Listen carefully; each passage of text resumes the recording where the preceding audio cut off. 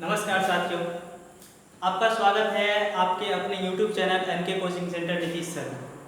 साथियों, आज हम लोग बात करेंगे साइंस के विषय में कि साइंस होता क्या है और साइंस में जो कुछ महत्वपूर्ण बातें होती हैं उनके विषय में आज हम आपको बताने का प्रयास करेंगे। देखिए, सबसे पहले हम जान लेते हैं कि साइंस, यह जो साइंस है, साइंस को हिंदी में कहा जाता है विज्ञान। यह तो सभी लोग जानते ही हैं। साइंस को हिंदी में क्या कहा जाता है? विज्ञान। अब देखिए, मान लीजिए कि साइंस को कहा जाता है हिंदी में विज्ञान, तो विज्ञान किसे कहेंगे? हाँ साथियों, देखिए आपको घबराने की कोई आवश्यकता नहीं है। इसमें डायरेक्ट आपको याद रखना है कि जिसके पास विशेष ज्ञान हो उसी को विज्ञान कहेंगे।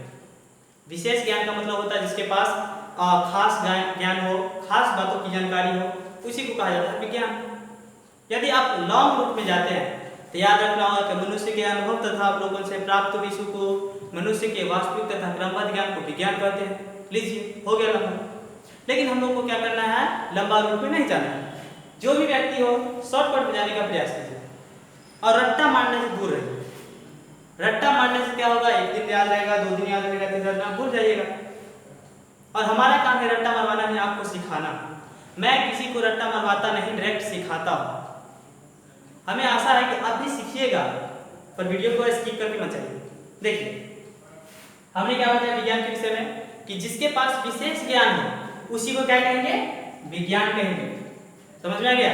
अब देखिए, हम विज्ञान में चलते हैं तो थोड़ी कुछ महत्वपूर्ण बातों को देख लेते हैं। जैसे कि विज्ञान में आता है सजीव। देखिए दोस्तों, अभी जो हम बता रहे हैं तो ये नहीं सोचिएगा कि कौन सा टॉपिक को लेकर चले। इसमें हम अल्टरनेट बताएंगे, मतलब कुछ भी बताएंगे लेकिन साइंस से रिलेटेड बताएंगे। साइंस से रिलेटेड बहुत सारी बातों को बताएंगे, जिसमें हम पहले जान लेते हैं सजीव और दूसरा होता है निर्जीव। अभी हम जानेंगे कि सजीव किसे कहते हैं और निर्जीव किसे कहते हैं।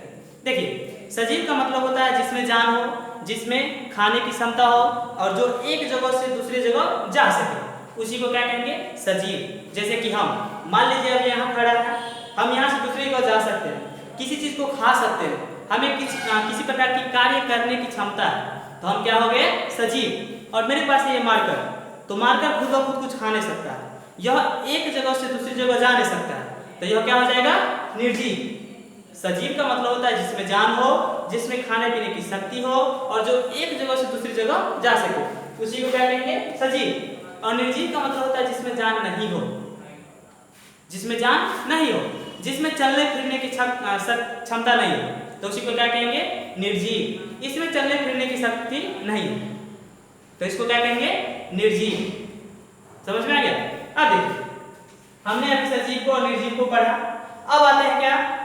अब आते हैं धातु और अधातु पे, कि धातु किसे कहेंगे और अधातु किसे कहेंगे। देखिए, हमने अपने जीवन में बहुत सारे वस्तुओं को देखा, उसी वस्तुओं में क्या होता है? कुछ धातु होता है और कुछ अधातु होता है। धातु और अधातु के कुछ गुण होते हैं, जिसको यदि हम जान लेते हैं तो हम धातु को अधातु को आसानी पूर्वक पहचान सकते हैं। देखिए, सबसे पहले होता क्या है? धातु में एक विशेष प्रकार की चमक होती है। धातु में क्या होती है? विशेष प्रकार की चमक होती है, पर अधातु में विशेष प्रकार की चमक नहीं होती है। धातु में क्या होती है? चमक होती है, और धातु में क्या होती है? चमक नहीं होती है। समझ में आ गया? अब देखिए, अब धातु क्या होता है? काफी ज्यादा ठोस होता है। कैसा होता है? ठोस। ठोस का मतलब होता है मजबूत, जिसको हम खाली तोड़ नहीं सकते।